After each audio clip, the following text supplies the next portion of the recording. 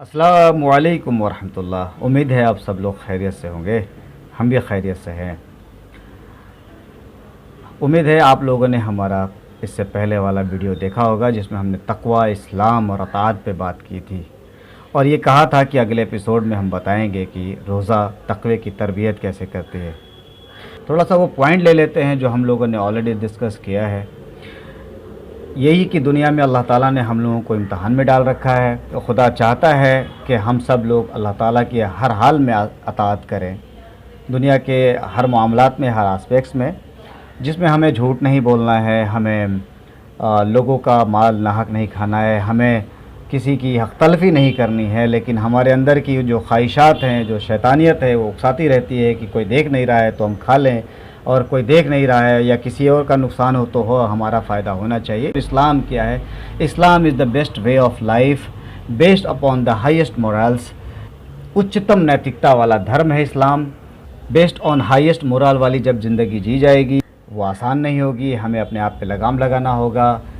जिस दिन से हम ये तय करेंगे उस दिन से हम किसी का माल नाहक नहीं खाएंगे और किसी की हक़ तलफ़ी नहीं करेंगे, डंडी नहीं मारेंगे, एक्सेट्रा एक्सेट्रा। और ये हर चीज़ में लागू होगी, चाहे हम कोई काम करते हों, बिज़नेस करते हों, किसी की नौकरी पेशा में हों, या हम पॉलिटिशियंस हों, पॉलिटिक्स करते हों, या हम सोशल ऑर्गेनाइजेशन के साथ सोशल एक्टिविटी में मुलविस हों।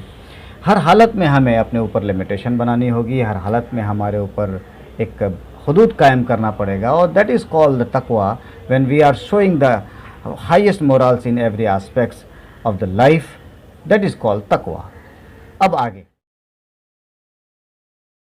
रोज़ा तक़वे की तरबियत करती है कैसे? जब रमज़ान के हम रोज़े रखते हैं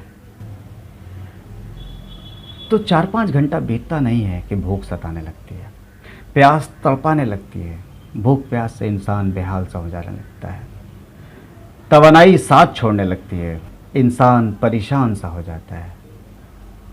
पर कुछ भी हो, हमें अल्लाह की अताअत करनी है, हमें हद में रहना है, हमें लिमिटेशन में रहना है, हमें कम तौलना नहीं है, हमें किसी का नाहक माल नहीं खाना है, हमें किसी की हक़ तलफ़ी नहीं करनी है, हमें किसी की जान माल आबरू पे कोई जुल्म नहीं करना है।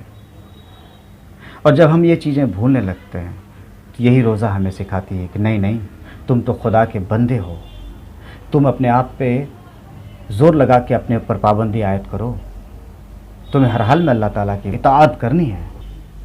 और यही चीज़ जब हम भूलने लगते हैं तो रोज़ा हमें इस चीज़ की याद दिलाती है कि नहीं नहीं, तुम खुदा के बंदे हो, तुमने रिस्ट्रिक्शन फ़िक्स किया हुआ है, तुम्हें हर हाल में खुदा की इताअत करनी है, तुम्हें हुदूद में रहना है, रिस्ट्रिक्ट योरसेल्फ।